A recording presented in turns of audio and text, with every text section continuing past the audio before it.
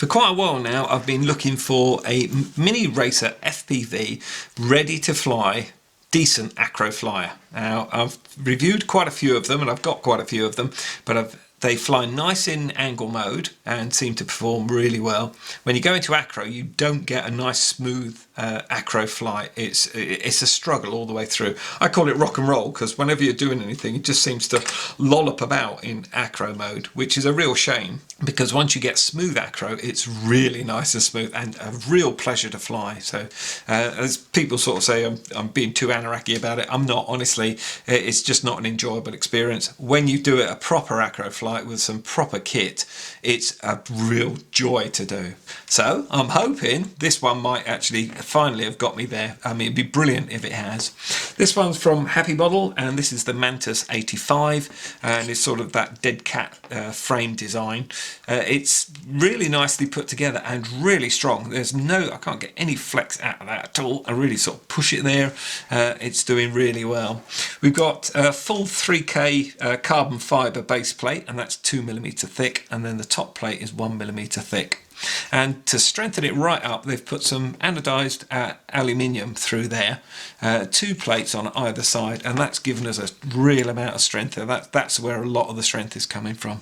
It's all held together with ordinary Allen screws, and they're not countersunk because the plate is so thin. You'd actually take out a lot of the strength if you started countersinking those in. They do actually give you a little Allen key to fit as well, and there was 2 or 3 of them a little bit loose. Now I always recommend that you go round as soon as you get one and just give it a little tighten up just to make sure everything is tight, because it's come out, you don't know when it came out of the factory and you don't know whether or not it was all tightened up anyway, so always worth just doing that just to make sure everything's nice and tight. And the one Allen key fits literally all of them, so you can change the props with them, and you've got the top plate and the bottom plate all held together with them.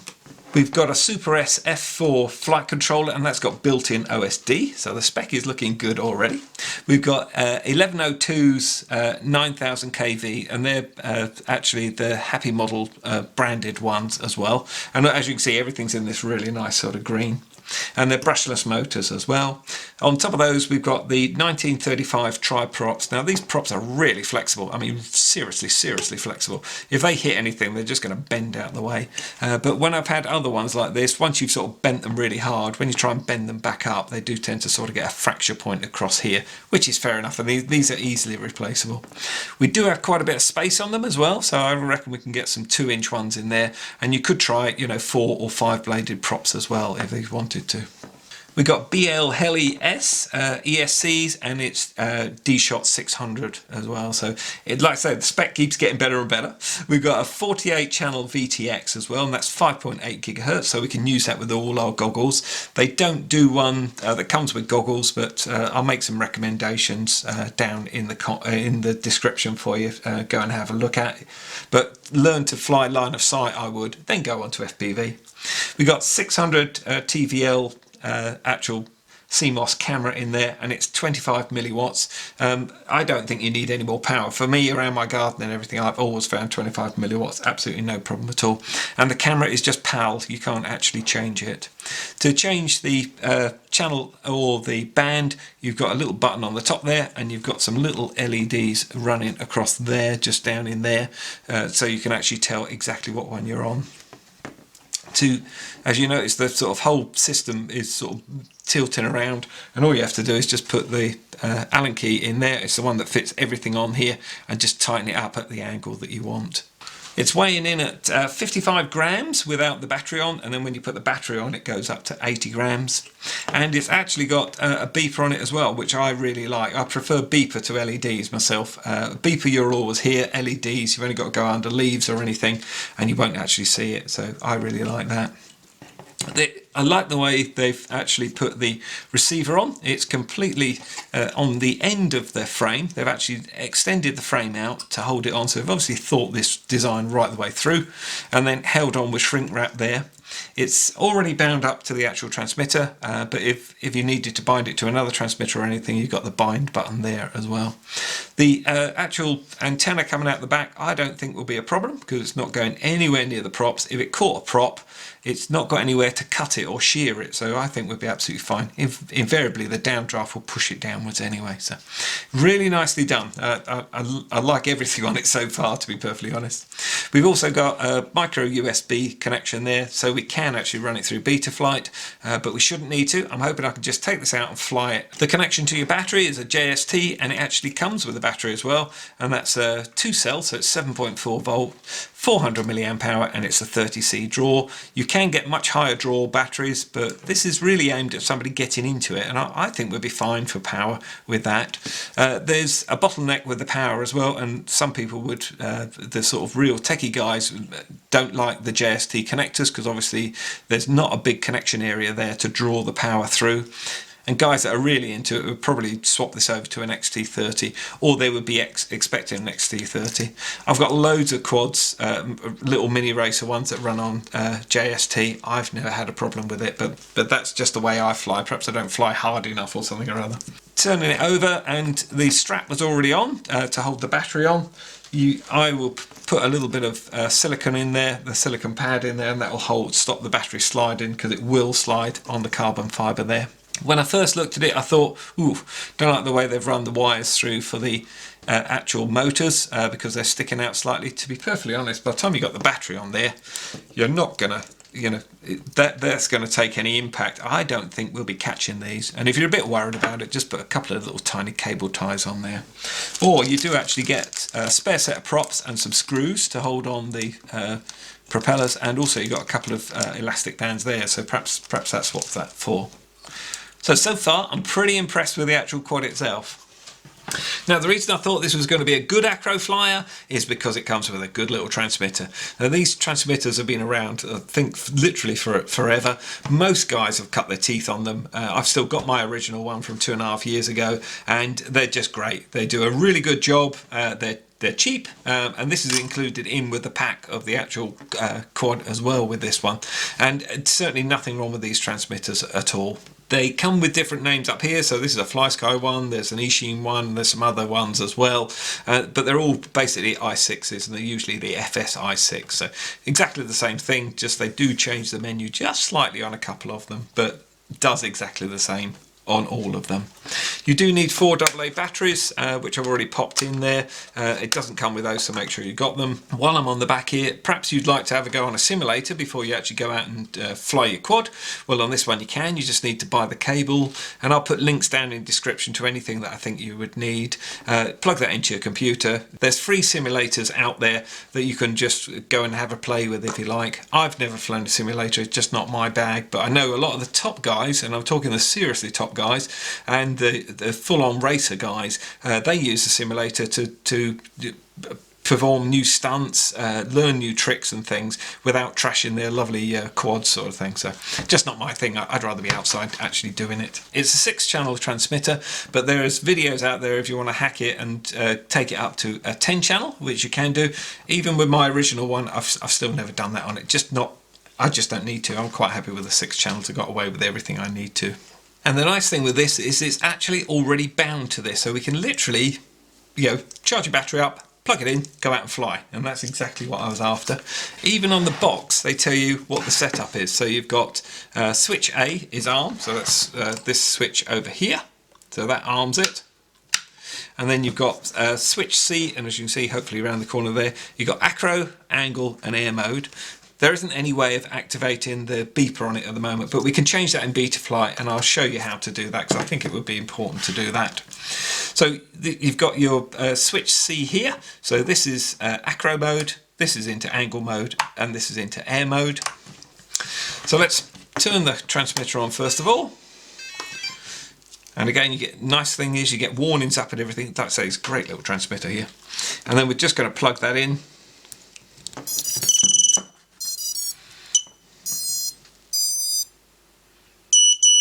There we go, we've got the beeps and we're away. So we should be all good to go. So I can arm it. Oops, get that out of the way. there we go. Perfect. So it is all bound up, ready to go, no problem at all. They haven't activated the beeper on it. So, oops, let me just disarm that. There we go. They haven't activated the beeper on it that you can turn it on with a switch. But if I just literally kill the power on the transmitter, it will then beep anyway. So you still wouldn't have to actually take it into BetaFlight to fly out, and then you could always find it if it went under grass or anything like that. Just turn your transmitter off and this thing will beep as soon as it loses signal. And they truly have thought of everything right the way through. Even the manual is superbly done. Got an exploded view of all the parts and what their actual part numbers are and what they're called as well, running through the frame size and everything. The everything in here has got a colour photograph and then an explanation of how it all works to get all your different channels on your VTX and everything. All the different setups depending on what receiver you've got. So absolutely superb. I really like this. Even photographs of how to bind it to a Tyrannus and that, because you can actually get it without the transmitter. You can buy it just as a bind and fly as well. So you've got all the settings that you need to do in BetaFlight, but like I say, we're not going to take it into BetaFlight just yet. And then binding up everything. I'm really impressed with this. If you're new to flying, you could just sit down and just have a trove through this and you'd understand a heck of a lot about the setup and everything, which I think is really good. And even calling out points as well, sort of thing. How to plug in and set up your receivers and everything. Really nicely done. Really impressive, because some of the racers don't even come with instructions at all. You've got to go onto the web and find it, and even then it's not even on their own website, sort of thing. So they're really well done. Well done, Happy Models. Now the one thing it doesn't come with, it comes with a battery, but it doesn't come with a charger. I recommend these chargers. I've done a full review on them and I put a link down in the description for you.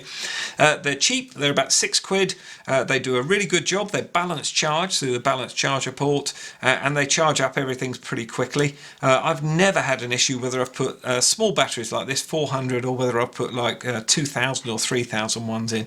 Never had a problem at all with them. And I've got 3 of them, and I literally, they're my sort of go-to charger.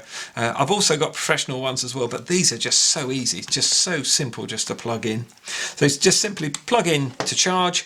The LEDs stop the little flashing that they were doing, go on to red, and then when the cell is charged, whether it's 2 or 3 cell, that will go to green, or that will go to green, and then when they're both charged up correctly, they'll all go solid green, and you know you're good to go.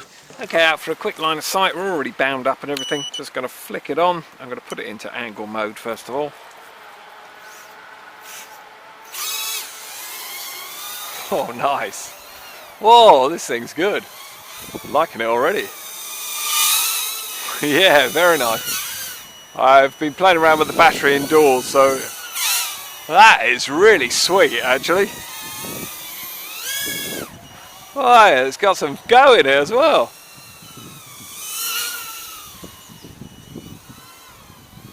Very nice indeed. Just going to try it in air mode. There we go. Oh yeah, this is just going to be so much better than those other ones I said about.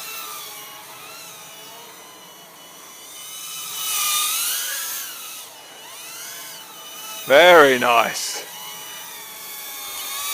Let's pop it back into angle mode, and there we go.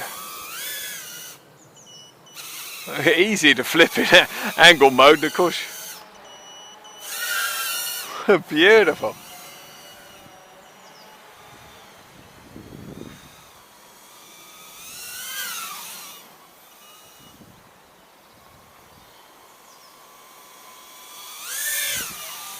This thing's wonderful. God, yeah, what a thing to learn with. How awesome is that? It's really nice. Just going to do a quick kick out. Yeah, not the fastest, but by heck, it's damn good though. And the recovery's nice. Very nice indeed.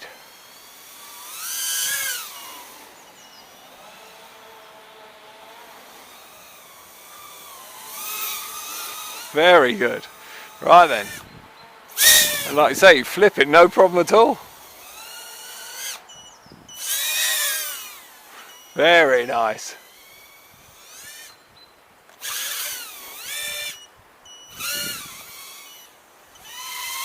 Okay, let's go get some goggles.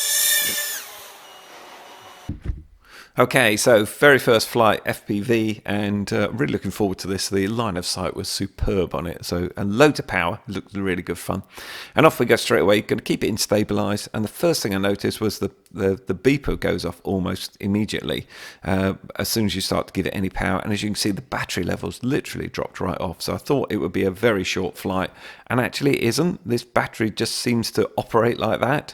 It just keeps going. Whether or not it's because it's 30C and it hasn't got enough power to keep it pulling, I don't know. But I didn't have any dropouts. I didn't have any sort of rolls of death or flips of death or anything like that on it at all. But you do get battery warnings virtually immediately you take off. Up into air now, and it is just super slick and smooth. I'd forgotten how good this transmitter is. They are brilliant transmitters. I've got so into with the Tyrannus, that was sort of the be all and end all. Actually, this is a brilliant transmitter. I don't think there's much I couldn't do with this that I'd do with my transmitter at the Tyrannus with my level of flying. I was so busy watching the actual battery. As you'll see in a second, I hit that massive great tree is so large, and you shouldn't hit it with anything, but yeah, I literally just gently pop into it and then drop to the floor. But straight up again, no damage at all. I had loads of incidents with this, as you'll see in the summary when I run the other 3 screens for you. And I'm just going to keep it in air now, and it performs beautifully in air. It is absolutely superb. All the other ready-to-fly ones I've had that have been these sort of racer style with their own styles of transmitter have been rubbish. There's been a dead stick area in the middle. They're not enjoyable to fly, and this really is a pleasure to fly, and it's proper Acro air flying. You've got all the control that you get with any other one, and at such a budget price, I think it's really good. And you'll see also in the review, I hit trees a few times, as happens because the twigs and everything, I can hardly see them at the speed. And there was no trouble at all. You can actually recover this most of the time. This wasn't so much of a recovery here. It went backwards into the trees. But superb piece of kit. So how are we feeling about this? Well, I'm going to run loads of footage around as I'm doing the summary. It's probably going to be quite a little bit of a summary, actually. I love it to bits, as you obviously know. If you know the channel, you know I sort of wear my heart on my sleeve, and this thing is awesome. It truly is a ready-to-fly, great fun Acro racer. It is just full on. Really enjoyed it. I think I've done faster circuits around my garden than I have done with anything else. Whether or not I'm just getting more experience with flying, which is probably it as well. But it is seriously great. I mean, just on little 2S's, it did really well. I've had loads of bashes with it, seriously lots of bashes, and it's hit everything in the garden, I think, at one stage or another. Most of the time you can recover it. You can just keep the power on, reorientate yourself and keep going, and it does keep going. But if I've had ones where it's just sort of become terminal and hit the ground, still not a damage on it. The props that came with it originally, they got a little bit damaged, and as I said, they really are flexible, so they sort of just bend out the way, and I didn't get a fracture across them. I was quite impressed. So you can literally bend them and put them back where they are, but they are very flexible props. I think we're losing power there. I've had a play around with 4 ones. I've had some Gemfan 3s as well, try ones, and my favourite out of all of them was the 1935s 5-bladed props. I'll put links down in the description to them. I found these really nice, really good fun, and you don't get any sort of wobbles or anything with it. There's no need to change any PIDs or anything in BetaFlight. I know I'm a little bit late to the party with this one, and loads of the other guys have done them, and certainly the techie guys have all done the reviews on it. And I've noticed on all of theirs, someone's changed something in BetaFlight. This has not been into BetaFlight at all. I've not done anything for it because I wanted to see whether or not it did fly perfectly okay with no BetaFlight adjustments at all, and it does. I will take it into BetaFlight, and I will take off the artificial horizon because that just, I don't know what they've done with that, but it's not a horizon where I live. It might be a horizon a little bit further south or something or other. It just goes all over the place, and I never use it anyway. And I'll just change the on-screen display to what I like, but you can literally fly this out of the box, charge that battery up, and away you go. Would there be anything I'd change? The only thing I will do, and it's only because I've had so many bashes with it, is this is always loose on all of majority of quads. They just literally have it as a sort of friction fit in there, and it will hold okay, but once you've bashed it, it tends to drop through, and then I've had it hanging off a few times when I haven't managed to recover it with a bash, and all I do is tiny little blob of hot glue just on around here, anywhere on it, and it just stops it moving, and then it will just hold it in position, and you haven't added any weight or anything at all to it. The camera VTX full system here is a little bit wobbly, but what I found is even if you've sort of nipped it up, you can still sort of move it a bit, and you just move it to where you want, and it just sits there. I've had no issues with it at all, literally no issues with the whole quad.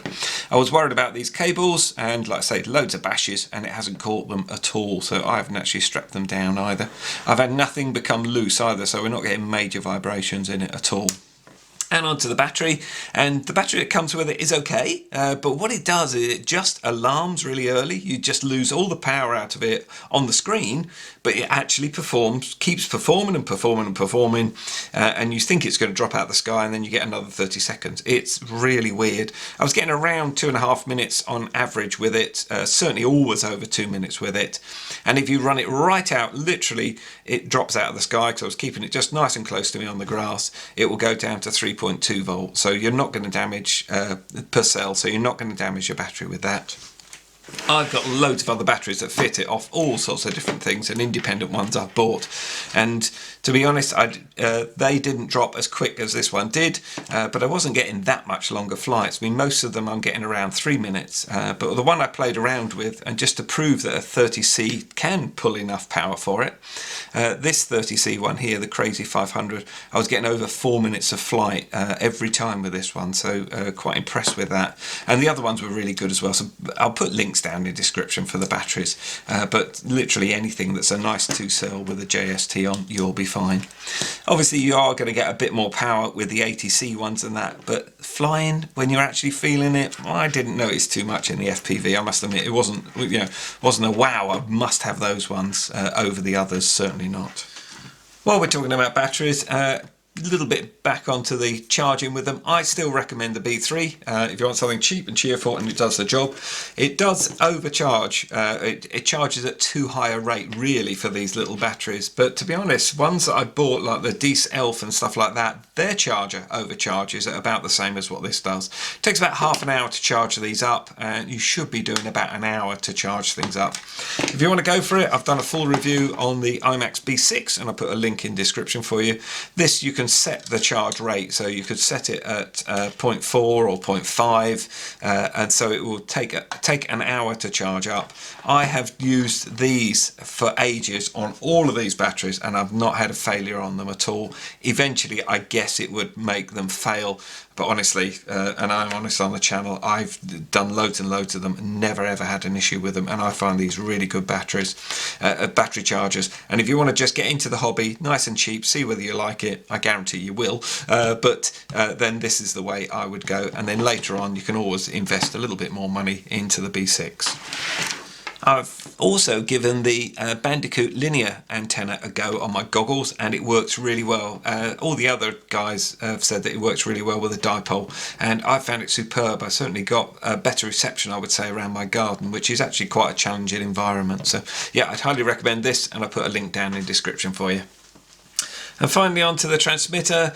Absolutely superb. I'd just forgotten how good the i6 is. It is absolutely lovely piece of kit. No dead area in the stick or anything with the way they've set up the PIDs and everything.